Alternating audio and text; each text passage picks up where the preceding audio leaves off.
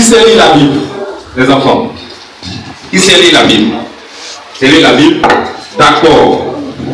On va lire Éphésiens 6, le verset 1 à 3. Voici ça, j'ai mis ça juste devant. Tu viens, tu vas t'approcher, tu vas te mettre en face à tes frères, et puis tu vas nous lire ça. Éphésiens 6. Voici. 1 à 3.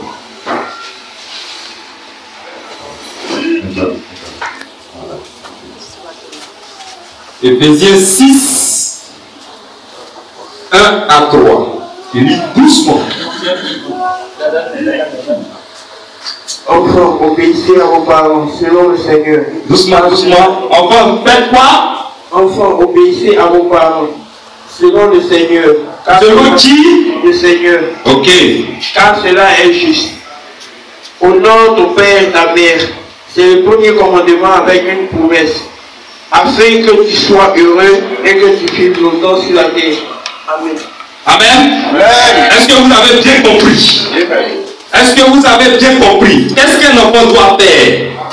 Un enfant doit obéir à ses parents. Pourquoi? Parce que cela est juste. Devant qui? Est-ce que c'est devant un être humain? Non. Devant qui? Devant le Seigneur. Afin d'être comment? Afin d'être heureux sur la terre. Donc pour quelqu'un qui va être heureux sur la terre là, qu'est-ce qu'il doit faire? Il doit obéir à ses parents. Obéir là, ça veut dire respecter ses parents. Vous avez compris? Respecter ses parents. Si tu veux être heureux, et encore si tu veux faire quoi? Si tu veux vivre longtemps, si tu veux avoir 80 ans, vous avez compris? Si tu veux avoir 100 ans, si tu veux attraper calme, avoir cheveux blancs, être heureux, avoir une grosse maison, avoir une belle voiture, et puis dire oui, j'ai vécu sur la terre, le secret est tout simple. C'est ce que la Bible vient de vous donner. Et c'est votre frère qui a lu ça. Vous avez compris? Il faut obéir à ses parents. On ne bouge pas les parents. On n'insulte pas les parents. On ne crie pas sur les parents. Vous avez compris? Et ça, c'est un grand secret que Dieu donne. Parce que si tu n'obéis pas, de un, tu ne vas pas réussir. Tu seras là en train de demander de l'argent à tes camarades. Pardon, donne-moi un peu. Pardon, parce que maman est fâchée comme toi. Elle ne te donne plus le petit déjeuner. Elle ne te donne plus le goûter. Donc quand tu vas à l'école là, tu seras obligé de demander à tes camarades. Et quand tu vas demander à tes camarades là, là-bas là, ils peuvent te donner autre chose que la nourriture. Vous avez compris? Ils peuvent vous donner la sorcellerie. Il peut vous donner beaucoup de choses. Parce que vous comprenez qu'il y a des enfants sorciers aussi. Parmi vos camarades là, il y en a qui sont sorciers. Quand vous allez à l'école, les enfants, il y a d'autres qui ont de mauvais esprits. Donc si tu perds ton temps à demander à l'école, donne-moi un peu, pardon, donne-moi un peu là, il va te donner. Toi tu vas avoir nourriture physique. Mais en réalité, c'est la chair humaine. En réalité, c'est autre chose que ce camarade vient de te donner. Pour éviter cela là, il faut plaire à papa, il faut plaire à maman. Si tu as bien travaillé, maman sera contente. Papa aussi sera heureux. Donc tout ce que tu vas demander là, il va te donner. Parce qu'il est fier de toi. Quand maman t'envoie, ou même quand maman dit qui je vais envoyer, tu dis moi. Tu es le premier à dire moi je vais partir. Et quand tu prends la commission, rapidement tu vas pour revenir. Maman sera contente. Papa aussi sera très heureux. Vous avez compris? Ça, c'est le secret de la réussite. Il faut obéir. C'est très important. Vous avez compris? Et puis encore, il faut suivre les prières que maman et papa font à la maison aux heures de prière. Ne dites pas non, moi je suis un enfant, ça là, ça concerne les grandes personnes, donc moi ça ne m'intéresse pas. Tu vois, quand maman dit, venez, on va prier, là tu es en train de jouer, c'est là que tu vas jouer ton jeu. Ah, le jeu est intéressant, ou bien le film là, attends. Et puis tu vas te cacher dans ton coin, on te cherche, on ne te voit pas. Au moins tu vas venir, maman va venir te prier. Alors que la prière, c'est quand Dieu écoute et que Dieu nous exauce. Au contraire, c'est toi-même qui regardes l'heure. Maman, les heures de prière, là, c'est quelle heure même? Ah, c'est 19h. Ah, on prie à midi. Ah, quand l'heure de prière arrive, quand ça sonne net, quand maman est occupée, tu dis, maman, c'est l'heure de prier. Et puis tu vas. Quand tu fais ça, même si maman n'a pas envie de prier, là, elle va prier. Même si papa n'a pas envie de prier, là, papa va prier. Vous avez compris? Les heures de prière, là, c'est pour vous aussi. Parce qu'à cet âge-là, Dieu écoute aussi les enfants. Vous avez compris? Voilà. À cet âge-là, tant que vous n'êtes pas autonome, tant que vous ne travaillez pas, vous n'avez pas d'argent, que c'est papa et maman qui s'occupent de vous. Quand vous êtes malade, quand vous avez faim là, ce parent-là devient votre Dieu. Vous avez compris? C'est qu'il prononce sur votre vie là, ça va vous arriver. Donc, faites tout ce que papa et maman veulent pour que vous puissiez avoir leur bénédiction. Parce que quand nous lisons la Bible, selon Genèse 37, versets 9 à 10, quand Joseph a fait son rêve, quand son père donnait la définition de son rêve, parce qu'il a vu le soleil dans son rêve, il a vu le soleil, il a vu la lune, il a vu les étoiles. Comment son père était prophète a défini ces différents thèmes? Il a dit oui. Donc tu veux dire quoi? Le soleil. Donc moi ton père, ça veut dire quoi? Le père typifie le soleil. Ça veut dire le père représente le soleil. Alors que qui est le soleil de justice? C'est Jésus-Christ. Vous comprenez, non? Si Jésus-Christ est le soleil de justice, et que le Père aussi représente un soleil, en réalité, le Père aussi devient donateur de vie comme Dieu. Donc pour vous, votre Dieu, c'est déjà votre Père. Quand vous l'obéissez, vous allez réussir. Et ça, c'est ce que la Bible vient de dire tout à l'heure. Vous avez compris? Voilà. Ça, c'est un premier conseil qu'on vient de vous donner. Encore, est-ce que vous savez combien de prophètes messagers notre Dieu a envoyés pour les nations que nous sommes? Combien? Qui peut me donner combien? 7. D'accord. Pour les nations, notre Dieu a envoyé 7 prophètes messagers pour nous éclairer, pour nous montrer la vraie adoration, la véritable adoration selon Dieu. Les 7 là, est-ce que vous pouvez citer les noms? Tu peux citer pêle-mêle. Alors, allons-y, lève-toi et tu cites. Prends le micro. Les 7 prophètes messagers. Oui. Ça passe. Paul, merci. Ça passe. Irénée, merci. Merci. Colomba. Wesley. John Wesley, oui. Luther, bravo. Ensuite, William Marion Branham. Est-ce qu'on peut...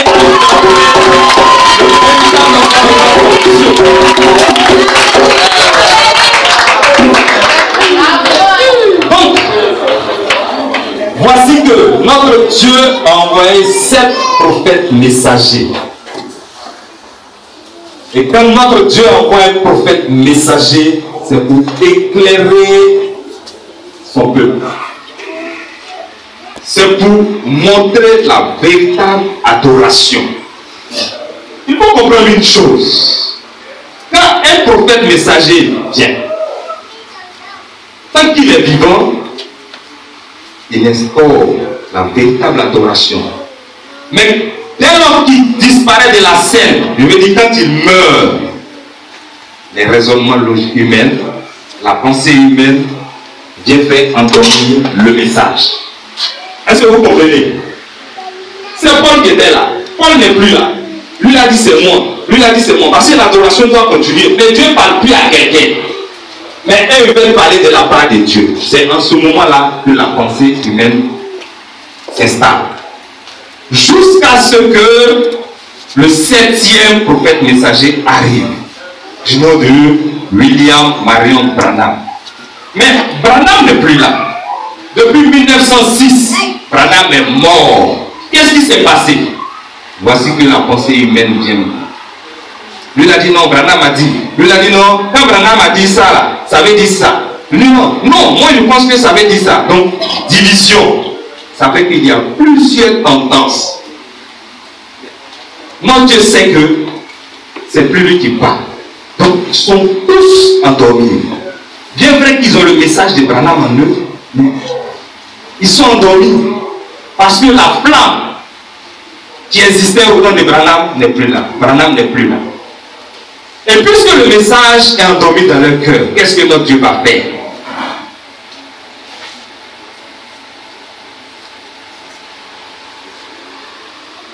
Ok. Donc, William Branham n'est plus là. Le message est endormi. Le message est truqué. C'est-à-dire, les gens ont ajouté leur pensée humaine. Ce que Dieu n'a pas dit là, il dit c'est ce que Dieu a dit. Et comme ils ne sont pas d'accord sur ça là, voilà qu'ils sont divisés. Lui là-bas s'appeler moi je suis Tobiris. Lui là-bas se dit moi je suis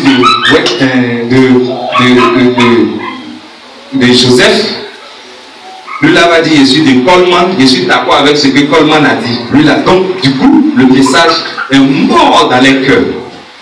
Notre Dieu ne pouvant pas supporter cela, il va lui-même encore venir dans un autre corps.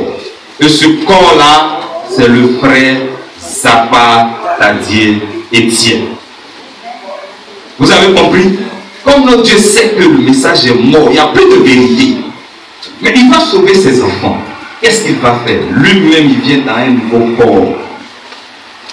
Du nom de William et de Zappa Tadier Etienne.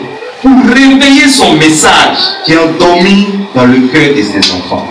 Aussi, pour libérer ses enfants, pour récupérer ses enfants qui sont dans les lieux de prière. Vous voyez, dans les lieux de prière, au nom de Jésus, Satan, je te périge, Satan, je te chasse, Satan, je te lie. Tout ça là, il sait qu'il n'y a pas d'adoration là-bas. Il n'y a pas la vérité là-bas. Mais ses enfants sont là-bas. Ses enfants vont faire culte là-bas. Donc, qu'est-ce qu'il va faire? Lui-même, il va venir réveiller son message. Et puis maintenant, appeler tous ces enfants qui sont dans ces lieux de prière. Et c'est ça notre rôle. C'est ça le rôle de Matthieu 25, 1 à 6. De réveiller les vierges qui sont endormies. De réveiller les enfants de Dieu qui sont dans les lieux de prière, abusivement appelés églises. Que nous appelons des prisons. Vous avez compris? Donc, le message, quand vous venez au culte là, les messages que nous lisons là, ce sont les messages que notre Dieu, au travers du cross Zappa Tadier Etienne, nous donne. Donc, un message sort que vous avez entendu. Mettez cela en pratique. C'est ça. Mettez cela en pratique. Parce que notre Père à tous, c'est le Seigneur Jésus-Christ. Et c'est sa parole qui est la vérité. Donc, si on te dit d'écouter ton papa, écouter ta maman, notre papa à tous, c'est le Seigneur Jésus-Christ. Et il s'exprime au travers de la Bible. Donc, quand quelque chose sort de la Bible, que tu as compris là, il faut mettre ça en pratique. Et une fois que tu as mis en pratique là, c'est ça, tu vas réussir. Obéis selon le Seigneur. Selon le Seigneur, c'est selon ce qui est écrit dans la Bible aussi. Si maman te dit, il ne faut pas aller à la prière, ah, tu vois que ça là, ce n'est pas selon la Bible, hein. Ce n'est pas selon Dieu. Dieu dit d'aller à la prière, maman me dit de ne pas aller à la prière, ça, il y a problème. Vous avez compris? C'est ça. Donc si on veut réussir, on va respecter tout ce que la Bible nous dit. C'est très important. Donc, le thème que je vais vous donner aussi, c'est le thème que Matthieu 28, 19 à 20 a prononcé. Les thèmes que Matthieu 28, 19 à 20 a annoncé et que des gens qui ne sont pas conduits par la Sainte Bible, ils répètent comme des perroquets sans savoir ce que ça veut dire en réalité. Parce que si Dieu ne t'éclaire pas là, tu ne vas pas comprendre ce que Dieu veut dire par là. Toi, tu vas répéter, alors que c'est pas ce que Dieu veut dire. Vous avez compris? Donc, ce thème, c'est Père et Fils. C'est des noms communs. Donc, quand Jésus-Christ leur dit, allez baptiser au nom du Père, du Fils et du Saint-Esprit, n'ayant pas la révélation de la chose, ne comprenant pas ce que ça veut dire, ils vont aller mouiller les gens en disant au nom du Père, au nom du Fils, au nom du Saint-Esprit. Mais entre nous, est-ce que Père là, c'est un nom? C'est le nom de quelqu'un. Tout le monde a un père ici pour les enfants. Chacun a son papa. Si quelqu'un vient s'arrêter là et dit je veux voir mon papa, tu arrives dans un endroit comme ça, Dieu comme papa, est-ce que tu as dit son nom? Ils vont te demander son nom. Donc quand Jésus-Christ a dit baptiser au nom du Père, du Fils et du Saint-Esprit, en réalité ça veut dire quelque chose. Donc le thème que nous allons prendre, c'est explication des thèmes communs ou non communs, Père et Fils. On va lire rapidement. Selon Matthieu 9, verset 24 et Matthieu 4, verset 21. Je commence par Matthieu 9, verset 24. Aussitôt, le père de l'enfant s'écria, je crois, viens au secours de mon incrédulité. Matthieu 4, verset 21. De là, étant allé plus loin, il vit deux autres frères, Jacques, fils de Zébédée, et Jean, son frère, qui était dans une barque avec Zébédée, leur père, et qui réparait leur filet. Donc, nous comprenons que selon ces versets bibliques, le terme commun ou le titre commun Père désigne tout être masculin qui met au monde un humain ou une humaine, qui est l'auteur d'une grossesse. Donc Père, c'est un homme, un garçon qui a un enfant. C'est ça qu'on appelle Père. Si demain vous grandissez, vous faites des enfants, vous vous mariez, vous faites des enfants, vous aussi vous allez être Père. Moi qui suis devant vous aujourd'hui là, je suis Père parce que j'ai des enfants, j'ai 3 enfants, et je suis fils aussi parce que mon papa est là. Donc celui que vous appelez votre pépé là, moi c'est mon papa. Vous avez compris? Moi mon papa, mon père est votre grand-père. Donc c'est pas le nom de quelqu'un. Tout le monde a grand-père, tout le monde a père. Donc le thème commun ou titre commun Père n'est pas le nom personnel de qui que ce soit ou de quoi que ce soit. Le terme commun ou titre commun Père ne désigne personne de manière spécifique. Tout humain masculin qui a mis au monde au moins un enfant est appelé Père. C'est ce que je viens d'expliquer tout à l'heure. Donc, si tu mets un enfant au monde, tu es automatiquement Père. Sans oublier aussi que toi aussi tu es enfant de quelqu'un. Hein? Donc tu es à la fois Père et tu es à la fois Fils. Maintenant, parlons du terme commun ou du nom commun Fils. Le terme commun Fils désigne tout masculin né d'un homme ou d'une femme. Tout humain masculin né au moins d'une femme. Le terme Fils n'est pas le nom personnel ni individuel de qui que ce soit ou de quoi que ce soit. C'est ce que j'ai expliqué tout à l'heure. Tous les humains masculins sont des fils parce qu'étant nés d'une femme, dont le nom de la femme est en Genèse 3, verset 20. Ensuite, tous les êtres humains masculins sont pressentis être pères. Donc, quand tu es né garçon là, tôt ou tard, sinon Dieu fait grâce, tu vas devenir père parce que tu es appelé à avoir des enfants. Ils ne peuvent mériter le titre commun ou le nom commun père qu'après avoir enceinté une femme qui met au monde un enfant. Donc, pour te faire appeler père, il faut que tu aies des enfants. Il faut que tu te maries. Ensuite, il fais des enfants. C'est pas quand tu veux aller dans l'orphelinat, dis non, je vais prendre ton temps. Non. Il faut que tu aies des enfants. Une fois que tu as des enfants, automatiquement, tu te fais appeler père. Donc, en conclusion, ce que je vais vous dire, le titre commun ou le terme commun fils désigne tout humain masculin né d'un homme et d'une femme, ou tout humain masculin né au moins d'une femme. Le titre commun ou le terme commun père désigne tout humain masculin qui a mis au monde au moins un enfant, ou tout sujet qui donne vie à, ou qui a donné vie à. Le titre commun père et fils ne sont pas des noms personnels individuels désignant un humain en particulier ou quoi que ce soit en particulier. Donc, c'est ce que nous venons de dire. Nous comprenons aisément que quand Jésus-Christ a dit dans Matthieu 28, 19 à 20, baptisé au nom du Père, du Fils et du Saint-Esprit, là, ce n'était pas d'aller répéter comme un perroquet.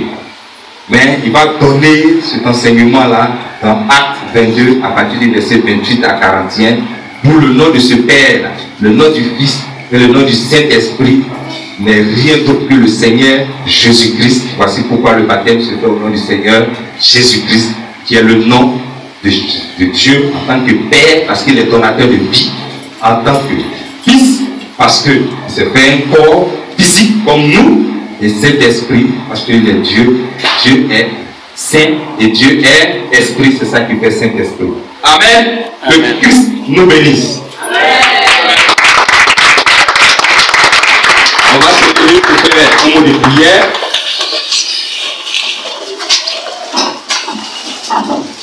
Christ Jésus, la parole